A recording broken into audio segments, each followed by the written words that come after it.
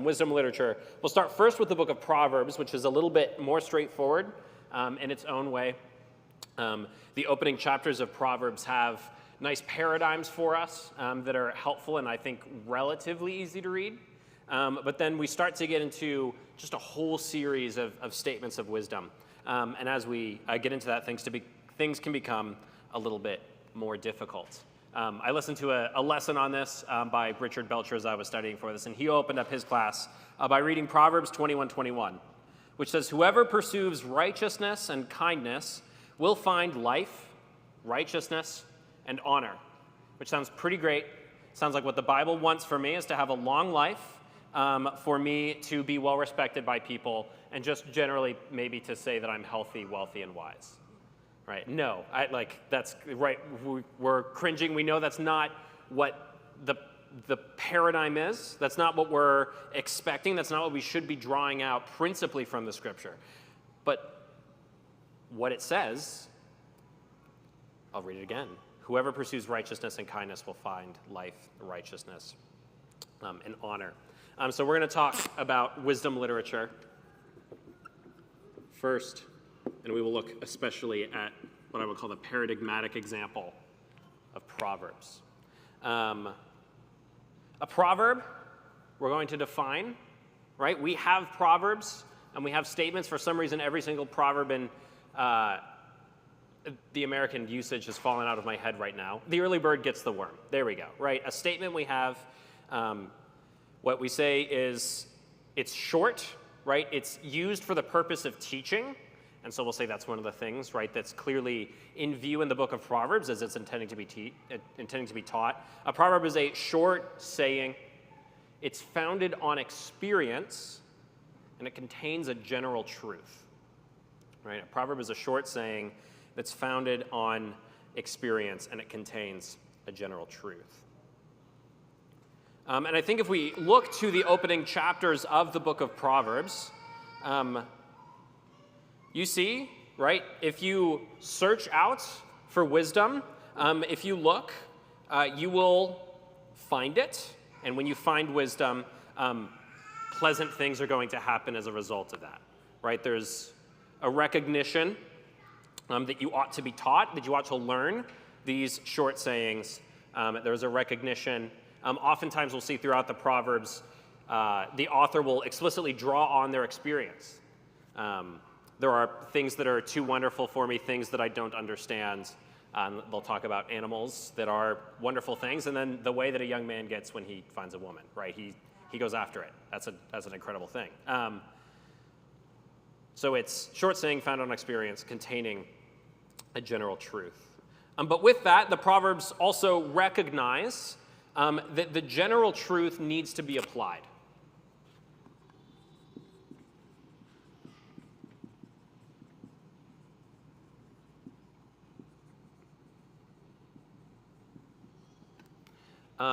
I think this is taught to us a number of times in the Proverbs. They give, in many ways, contradictory advice, things that look like they can't go well together. That's another thing. But the general truth needs application. We'll read from Proverbs 22:17 through 18. That says, "Incline your ear and hear the words of the wise, and apply your heart to my knowledge." Right? Hear what is being said, and then make use of your heart to understand it. And then verse 18, "For it will be pleasant if you keep them within you, if all of them are ready on your lips." Right? Not just that you know them, but that you have them ready at hand for when the situation is relevant to your experience. What I was getting to as I was jumping ahead. Because they're general, because they need application, with that, they're not universal. This is the thing that Proverbs, again, teaches us time and time again, where there are slightly different teachings. The most famous one, right? Answer a fool according to his folly, lest he be wise in his own eyes. Proverbs 26:5. The verse right before it, answer not a fool according to his folly, lest you be like him yourself. Right? And so the call of that general truth needing application is going to be particularly helpful because is it always right to answer a fool? No.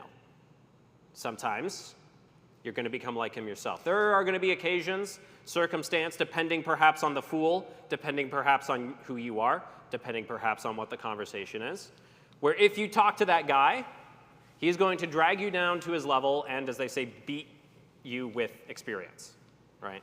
Fool's going to drag you down to his level and beat you with experience. But simultaneously, sometimes folly needs to be answered. Sometimes this is a bad thing, and you need to recognize that you ought not be right in your own eyes. So there's a general truth that needs application, and it's not universal. I think those truths are sort of in our minds. We know those are how Proverbs work.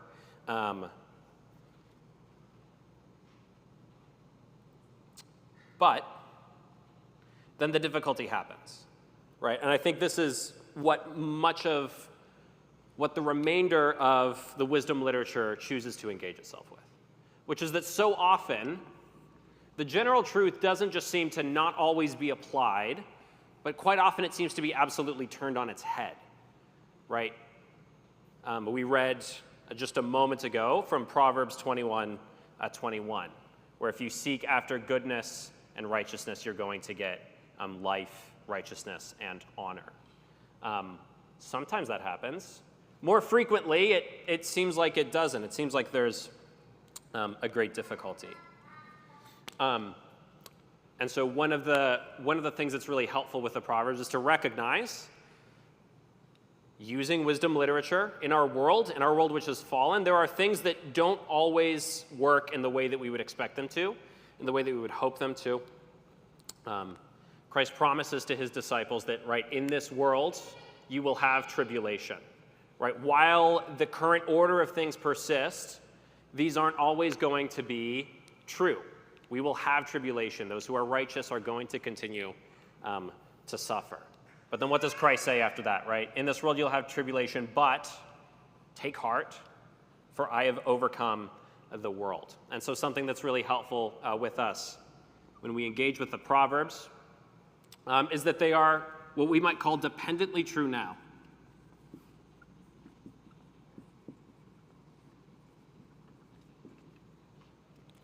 Right, the Proverbs are founded on experience. We would probably say generally, if you are an honest person, people are going to trust your word, certainly more often than if you're lying all the time.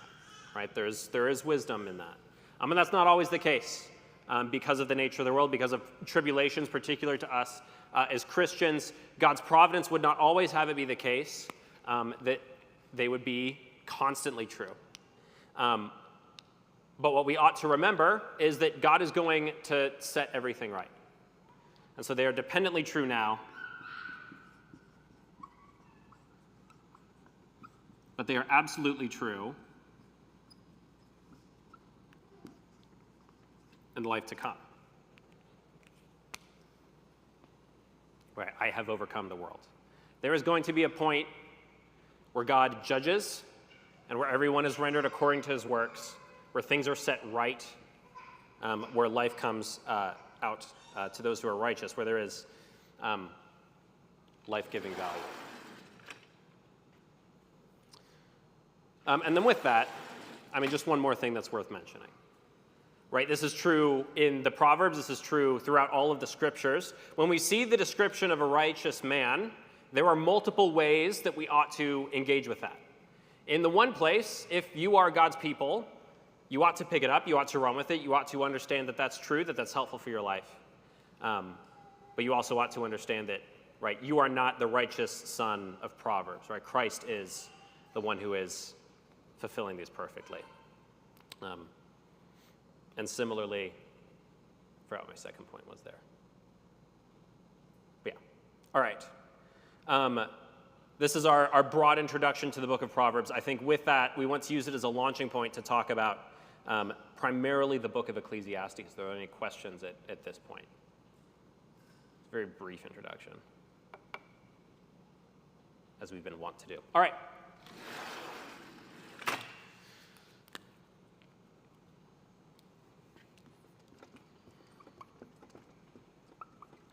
Proverbs give, right, this broad overview, how you ought to be living your life, the way that things we would hope work out, what experience tends to tell us. But then two, at least, other books of the Bible are concerned largely with the question, why is it that these are perhaps dependently true, that they are sometimes true, that they're not constantly true, they're not universally true? And those are the books of Ecclesiastes and Job. And we'll look particular at Ecclesiastes. But Job, right, we're pretty broadly familiar with the story that sets up that large piece of conversation, much of it poetic, much of it involving something approximating wisdom literature, although we would say there may not be too much wisdom in a lot of the language of the comforters. But the overriding lesson there, right? Job is blameless. He's upright. He is a guy who is doing things well. He's not just doing things well. He's like trying to take care of his family's problems, right? He's offering sacrifices on their behalf. His family lives well together. Everything's going well for him. And then all of it collapses. And Job's not shown behind the scenes. He's not shown what we're shown. In that right there, I think, are some answers. But then Job has that problem that he's wrestling with, the problem that all three of his comforters think that they have an answer to, and the problem that Elihu jumps in and says, I have an answer, sort of, to everything that's going on. Right? We're wrestling with this problem that suffering continues to happen. Similarly, in the book of Ecclesiastes, there is this overriding message, this thing that we see again and again while we're working through the book of Ecclesiastes, which is that everything is vanity, right? Everything is vanity. It's a chasing after the wind. It's going after mist, right? That's the word that we often translate vanity, right? You're trying to grab at something that's kind of there but is impossible to be holding into your hand, something that's not easy to grasp. So with Ecclesiastes, we ask the question, right? Well, we don't just ask the question. We come up with a statement. All is vanity. It's all a chasing after the wind. And if we get to I'm offline. If we get to Ecclesiastes chapter 2,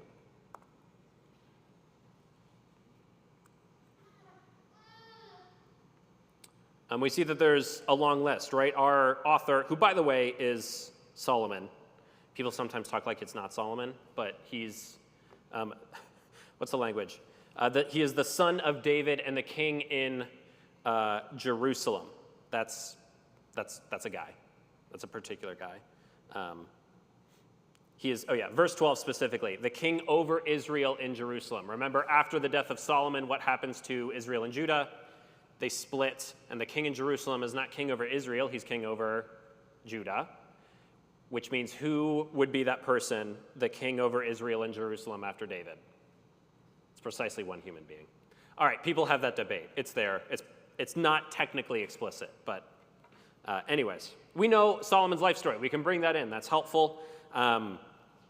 We recognize that Solomon's heart is led astray. And so he attests to that in chapter 2. Right? He says, we'll not read all of it, but 2:1, I said on my heart, come now, and I will test you with pleasure, enjoy yourself. But behold, this also was vanity. I searched with my heart how to cheer my body with wine, my heart still guiding me with wisdom, and how to lay on till folly, that I might see what was good for the children of man to do under heaven during the few days of their life. I made great works. I made great gardens. I also gathered for myself silver and gold. I became great and surpassed all before me. Then I considered all that my hands had done and the toil I had expanded in doing, and behold, all was vanity and a striving after the winds. There was nothing to be gained under the sun. So I turned to consider wisdom and madness and folly. And so what we see over and over again, all is vanity.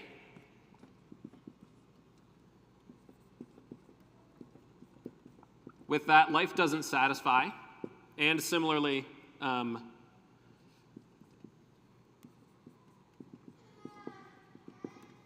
not everything seems to be done fairly.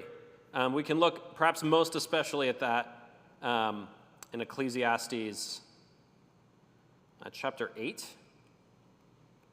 And we'll look at verses 10 through 17. And then I saw the wicked buried, and they used to go in and out of the holy place and were praised in the city where they had done such things.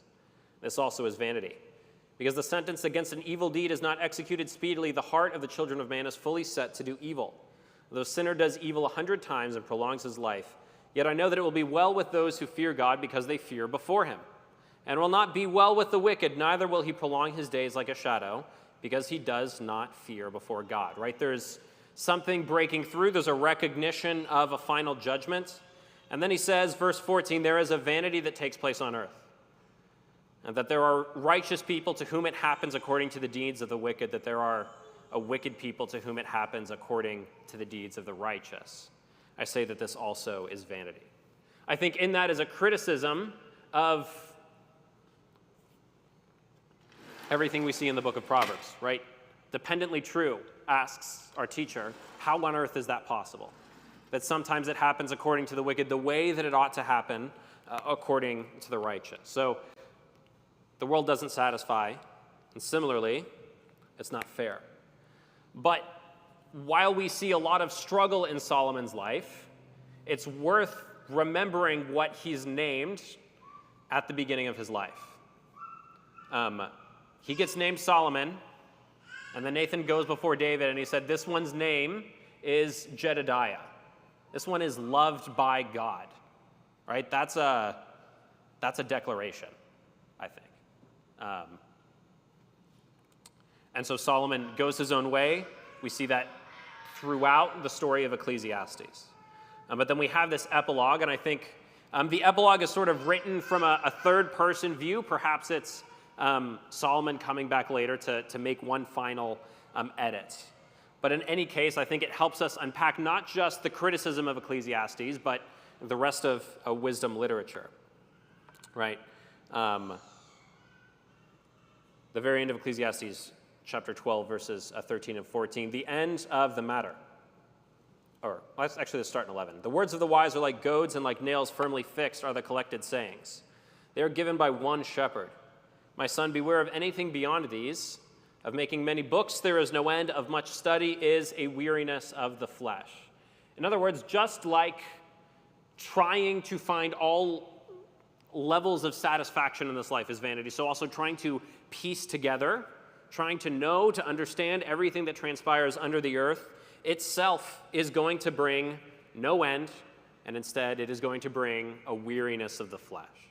And so we see in verse 13, the end of the matter, all has been heard. Fear God and keep his commandments, for this is the whole duty of man.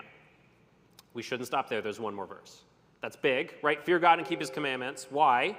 Verse 14, for God will bring every deed into judgment with every secret thing, whether good or evil.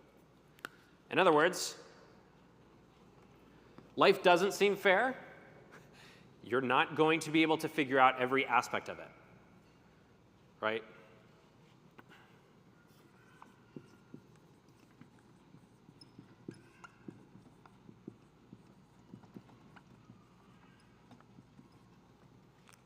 And so this is going to be, right, I think that's, when God answers in Job, I think he's saying more than this. He's saying more than just remember God's providence, remember judgment's important there too. Oh, there's a U in judgment. Right, remember God's providence, remember God's judgment. I think God says more over the course of his conversation with Job. He's certainly not saying less than that, right? Who do you think you are? What do you know? Like, where were you when this happened? Who fixed this? Who established this? Do you feed the raven? Are you able to pierce Leviathan's nose? Right? All of these questions to remember, you're not the one in charge. You ought to remember God's providence and his judgment as well. And so we see that, I think, as one of the keys to understanding not just Ecclesiastes, but wisdom literature that struggles overall. The way that it nuances that is important, and it's helpful, and it's good to think about, right? There's a reason why again and again the scriptures will teach us these lessons. We talked last week a little bit about Habakkuk. That's one book where that happens a lot, right? Habakkuk's like, there is so much wickedness that's going on. God, why are you allowing that to happen? And so, the end of the matter. Fear God and keep his commandments, for God will bring every deed into judgment with every secret thing, whether good or evil. So, we have a brief way to understand the more, I'll say, straightforward wisdom literature as a way that it can be helpful for us, and similarly a way to engage with that wisdom literature that's a little bit more struggling with the difficulties of this life. All right. Any questions on that front? We have certainly much to talk about in poetry. Well, good deal. The timing of a poetry section was actually very, very good. As if you were here on Sunday morning, you got to hear a great sermon on a very paradigmatic section of Scripture, one that I'll be appealing to and making use of for this lesson. But as we get there, as we understand biblical poetry, I want us to ask this question first. When we read poetry in our lives, when we open up something and we realize what's before us as a poem, what indicators are there for us that typically enable us to recognize it as poetry? Rhymes, great. Rhymes are huge. There's a second one I'm fishing for. Right. Rhymes and meter, right? We have a certain way of speaking. I'm very bad at meter. I need to... but, okay. I'll do the general, da da da da da da da da da da da da da da. Is that helpful for everyone? I'm sure that all of you immediately understood exactly what I'm trying to indicate. Right, we have a certain way or let me rephrase that. Poetry has a certain way of making you read it with your emphasis falling on particular syllables, so that you're set up to see things in a certain way, you're set up to understand and speak in a certain pattern. And we have that. We have rhyme, where the endings of words, usually at the ends of lines, are similar. Hebrew poetry, very nicely, very conveniently for us, possesses neither of those. And so when we go to Hebrew poetry, we're going to be looking at things that are a little bit different. Because for us to engage with the poetry that's in the Scriptures requires looking at maybe a slightly different understanding of poetry, having a slightly different way that we engage with things. Now, there is something that is true for both us and for them, right? Even if we don't share, I'll say, good use of rhyme and meter is an incredible skill that I do not have. But we'll call those the more surface level, immediately noticeable things. But what maybe poetry does more fundamentally is that it's an expression that causes you to consider what's being said, especially, right? An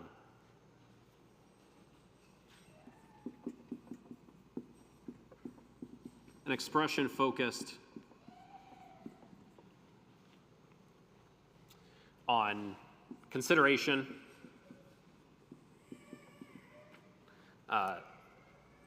you're not supposed to run past it. You're not supposed to be able to comprehend immediately what's going on as swiftly as possible and move on to the next thing. You're meant to sit, you're meant to dwell, you're meant to recognize and consider what's before you. And so while the Scriptures and the culture that they were first given to uses different tools than we do, what's fundamentally happening is the same.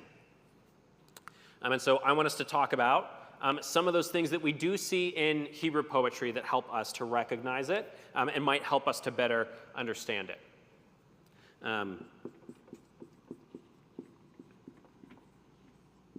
Tools for poetry.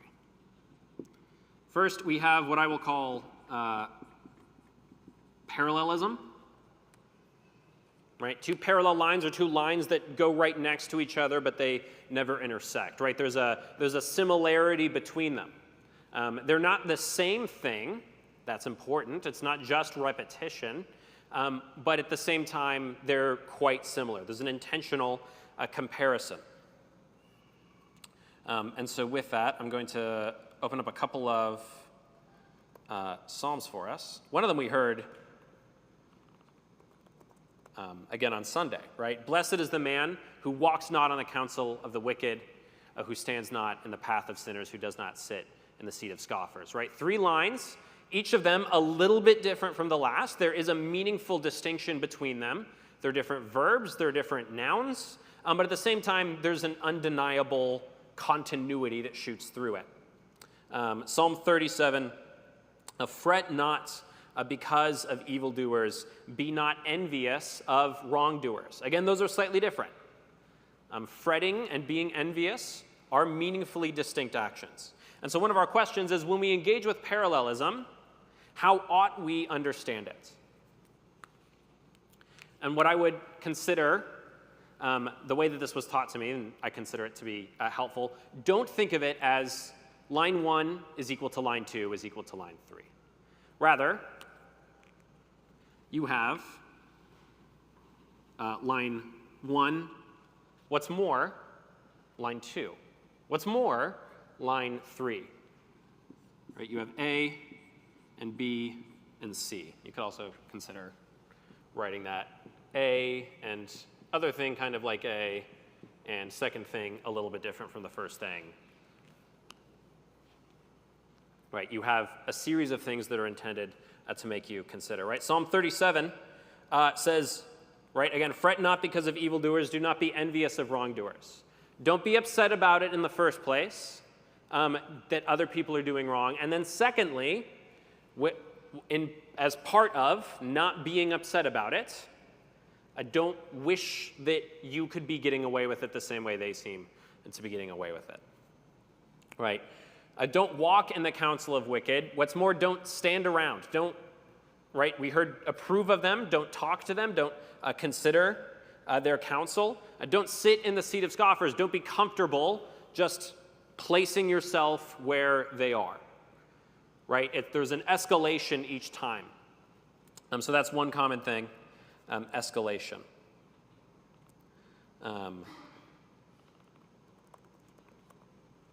One last example, Psalm 88. Is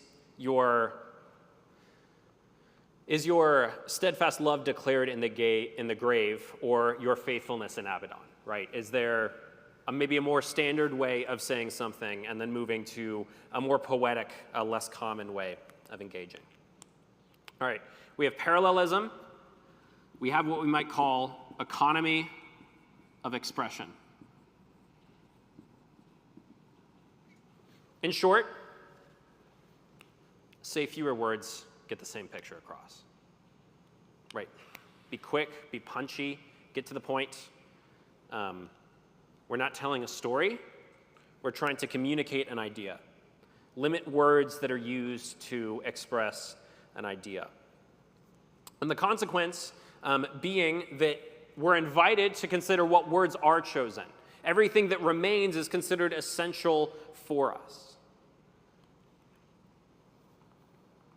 And so, again, Psalm 1, the wicked are not so. Right, we had just had this picture. The righteous man, he is like a tree planted by streams of water that yields its fruit in season, and its leaf does not wither, and all that he does, he prospers.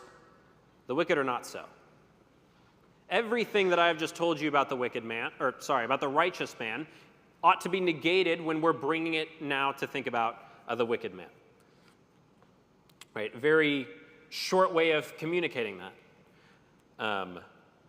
But are like chaff that the wind drives away, right? More pointedly, not planted, not producing anything, blown about continually.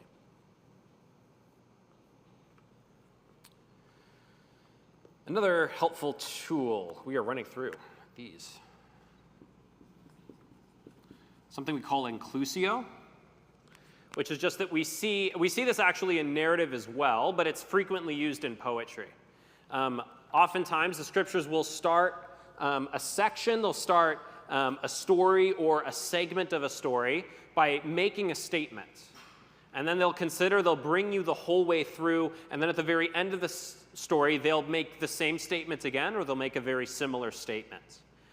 Psalm 8, O Lord, our Lord, how majestic is your name in all the earth. You have set your glory above the heavens, out of the mouth of babes and infants. You have established strength because of your foes to still the enemy and the avenger. And we know this one, right? Very well. Considering the heavens, considering man, given dominion over all of the animals. Verse 8, the birds of the heavens, the fish of the sea, whatever passes along the paths of the seas. Verse 9, O Lord, our Lord, how majestic is your name in all the earth, right? Both the beginning and the ending are supposed to be testifying to the same thing. And as we have those two edges to consider, we have to read everything that's in the middle in light of that, right? We are being invited to consider everything in the midst of the inclusio in light of what occurs at the end. It's a repeated or a similar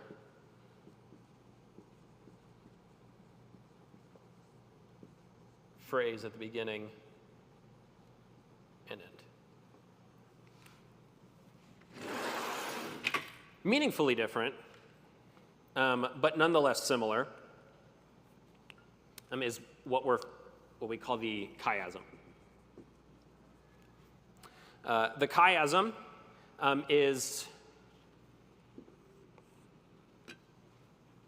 we have statement 1, statement 2, we have a center, then we kind of repeat statements 2 and 1, right? As we go through 1, 2, 3, 4, 5, we sort of move towards a center point, and then once we've hit the center point, we go back out. Sometimes what's important is being emphasized at the edges, sometimes what's in the center. Just you want to consider the whole thing together. A great example of this is the entire book of Lamentations. Right? If you read through it, chapters 1 and 2 are considering with great pain everything that has taken place in Jerusalem. They consider the sins of the people. They consider,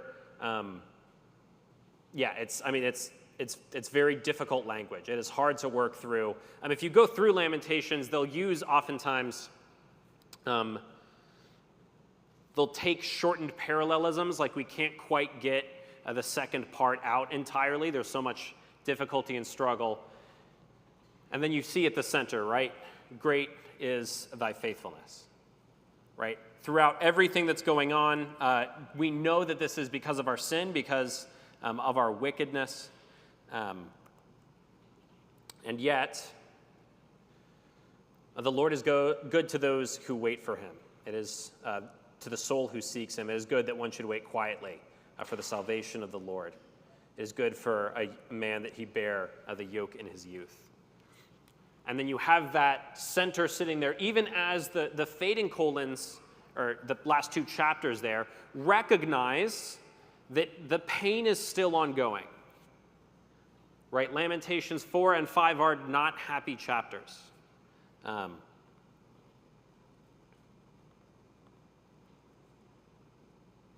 Chapter 5, remember, O Lord, what has befallen us. Look and see our disgrace. Our inheritance has been turned over to strangers, our homes to foreigners. We've become orphans, fatherless. Our mothers are like widows.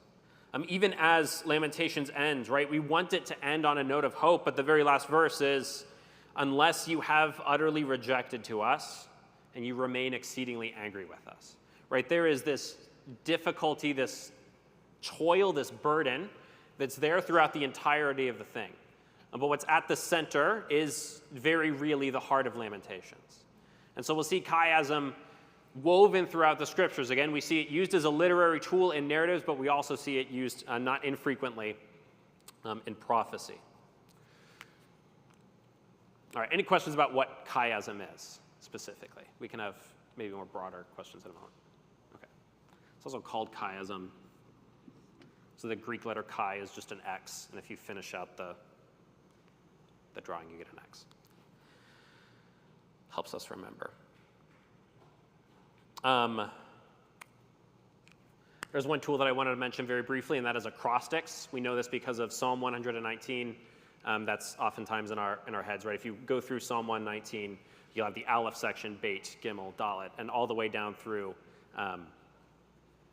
that poem. Usually that doesn't come through in our translations. That's not something that's absolutely necessary, but that's just starting each line or each section with the next letter down in the alphabet, right? If you wrote something where your first sentence started with A, your second sentence started with B, your third sentence with C, down through 26 sentences. All right. One last thing, and that we want to consider, and that is a leading word or a Leitwort. There's a German word for it, but it's just the word's leading word put together into one word.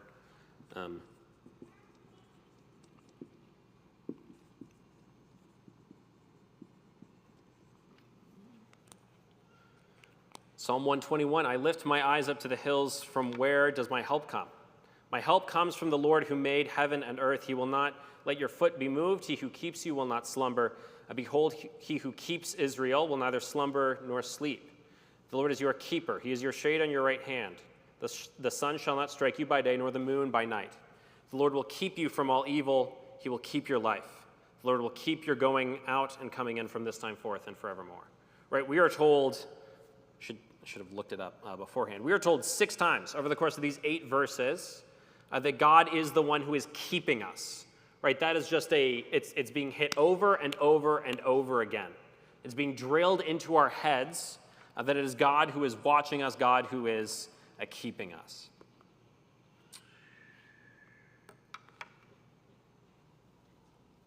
All right. Quick run through the tools that we oftentimes see in recognizing poetry. Now, with all of this, we might want to just very quickly ask, why is it that we're including, or why is poetry included in the scriptures? Right? Why is that something that's present as a genre? In short, we are not just machines. Right? We are people who not only need to recognize that something is true, we need to be able to feel it. And so the scriptures testify to human beings from a God who wants them to understand in every corner of their soul, across all of their person, who he is to them. And so we have all of these things, all of these tools are ultimately things that we ought to recognize and see, but if we're only recognizing and seeing, if we're just picking apart and recognizing what's absolutely true, we've missed the purpose for poetry being included in the scriptures in the very first place. Right? All of us needs to engage with it. There's a parable here someone gives about, imagine if a royal decree had been put forward, right? The king had made a declaration to his authorities, and through those authorities to every citizen of his kingdom. And people read over it, they think it's a pretty great decree, they care about it, and they keep coming up with better and better interpretations. They're more clever, they're more charming, they're more interesting. But if in all of this, the people had forgotten to actually carry out the decree that was before them, they're not being very good citizens, and the decree is not having its intended effect.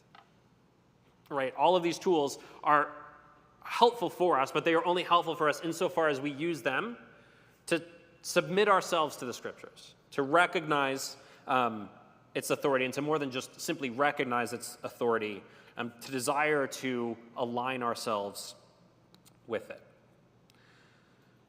All right.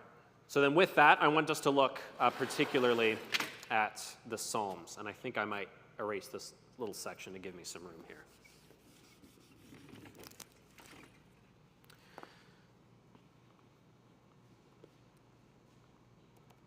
We did just hear a sermon on it. I don't think it's a bad idea to go over it twice. It's a very good, paradigmatic psalm. It does meaningfully set up the rest of the book in a very real way. And again, even as we're rehashing things, it'll be helpful for us to recognize this as we continue to go into and we read other psalms. So let's go ahead and turn to Psalm 1.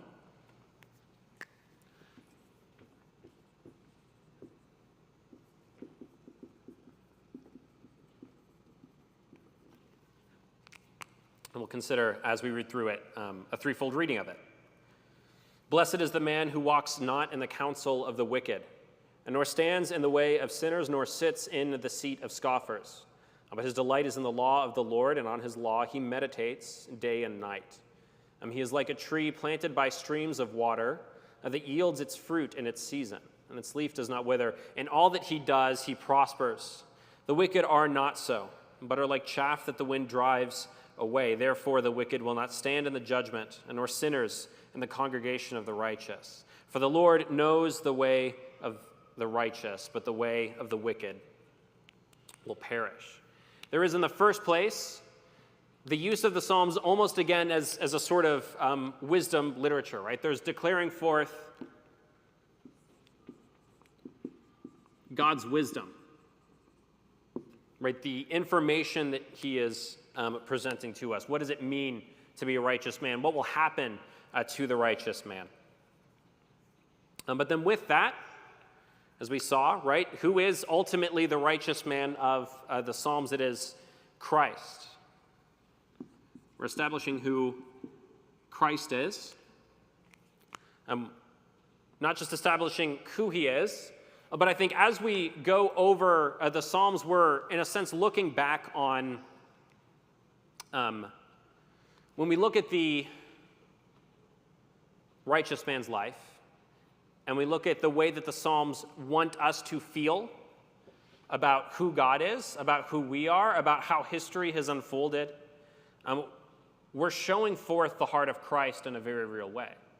Right? If the people of God ought to have these particular feelings, these inclinations towards these things, then we can be confident that Christ, who shared perfectly in our humanity, also felt what the Psalms testify.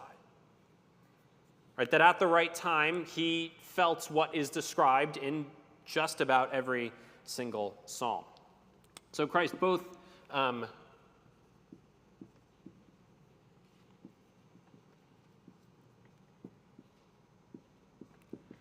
in his person, and then what we might say is in his prayer life, right? Christ very often quotes the Psalms.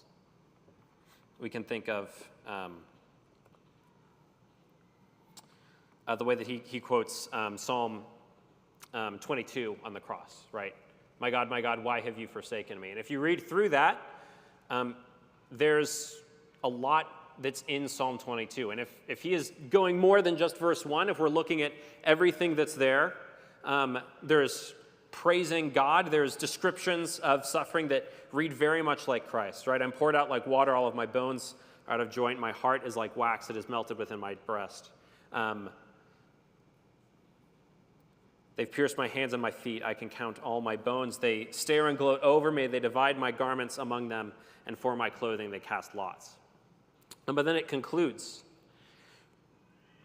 from you comes my praise in the great congregation. My vows I will perform before those who fear him. The afflicted shall eat and be satisfied. All the prosperous of the earth shall eat and worship. Before him shall bow all who go down to the dust, even the one who could not keep himself alive. Right? There is, despite Christ's sufferings on the cross, a confidence that's being asserted here. And we can recognize that just as the descriptions of suffering point to Christ's suffering, so the prayers toward God are Christ's prayers towards God as well. Okay. And then through Christ, back to us.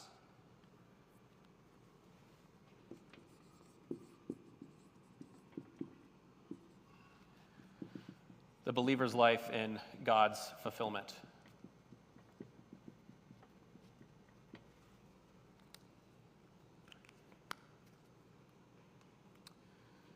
We recognize what God is doing through us, what he will finally accomplish through each of us. In this threefold reading pattern, I think we can see a great many Psalms. Some are more suited towards recognizing it for certain stages of our lives than others. Some of them more clearly proclaim Christ than to us. Some of them just more are about Christ, right? There are particular Psalms that are kingly Psalms. They're not even right? Especially ours. We can think of Psalm 110, right? My Lord said to my Lord, sit at my right hand, right? Psalm 2 is a psalm that is telling us how we ought to respond in light of the fact that God is in charge, right? Why do the nations rage and the peoples plot in vain is how that opens. All right. Now, with the Psalms, I think we have a couple of questions, things that can be difficult for us to engage with the Psalms, and I wanted to bring them up very briefly. Some things that we struggle with.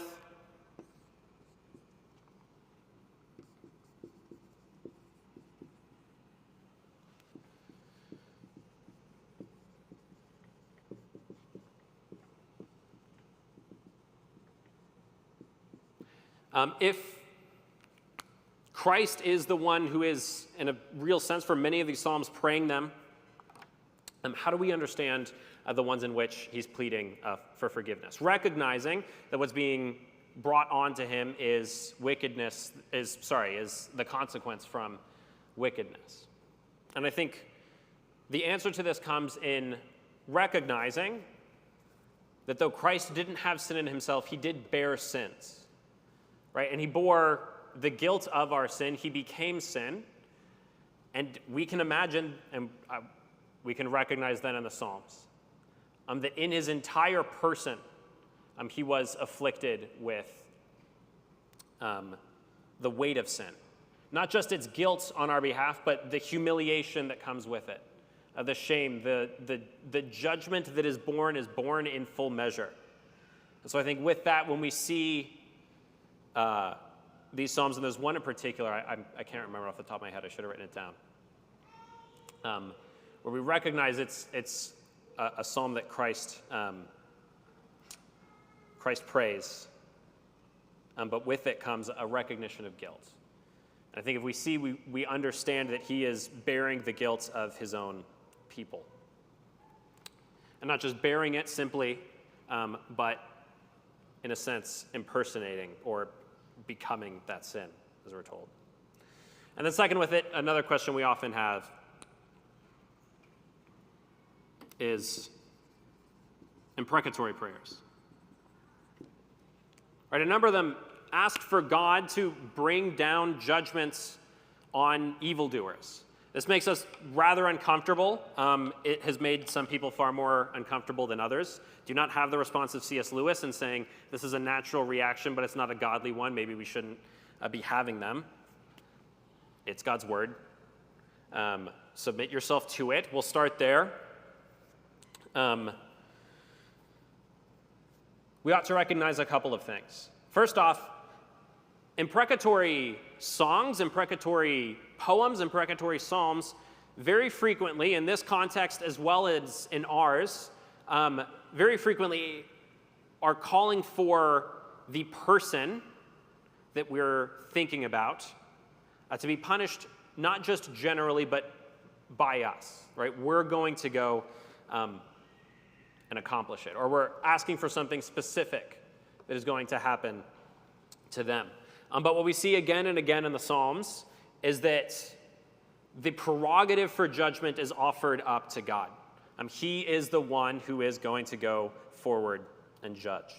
So that's an important thing. When we approach the imprecatory Psalms, we first ought to recognize that it is God who is called in as judge. It's not something that we are doing ourselves. And then with that, we ought to recognize that our prayers generally are emphasizing God's prerogative, that they are leaving it to him, not just as the agent, but as the one who is ultimately going to decide what happens. And God is not limited by our prayers. So it's good for us to recognize that God uses prayers, and it's good for us to pray things that ought to happen, that justice would be done, that evildoers would be punished. But I was reading a commentary on the Psalms just earlier, and what it mentioned was when Peter is jailed and the church gets together and they pray for him, they pray for his release. And is that prayer answered? Yes, Peter is released. But it's not just that Peter is released, It's that everyone in there hears the gospel and is saved, right? There is so much more that is happening in there than simply a release. God is not bound by our prayers, and so even as we pray for justice, we recognize how much greater of a thing would it be for the justice of this wicked person to be fulfilled by their turning and Christ bearing the justice for them. And then finally, the early church did not have to worry about whether or not imprecatory psalms were proper. They felt very deep in their persons that it was proper. They recognized that God's enemies are awful people who do awful things to his church. And so we ought to not simply recognize that the imprecatory prayers are good, that they're in our scriptures for a reason. But the fact that they feel uncomfortable to us, we ought to recognize, is a sign of the blessing that we've had. That we ourselves do not think of family members who have been killed. We don't have to live underground, literally or metaphorically, right? But that nonetheless, they are there. They're there intentionally. They're there to be part of the Christian prayer life. All right. That is about the material that I have here, covered briefly, poetry and wisdom literature. Any questions at this juncture? Noelle, go ahead.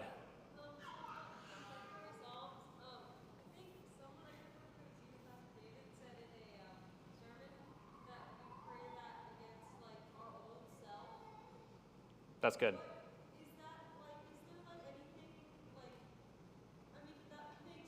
Yeah.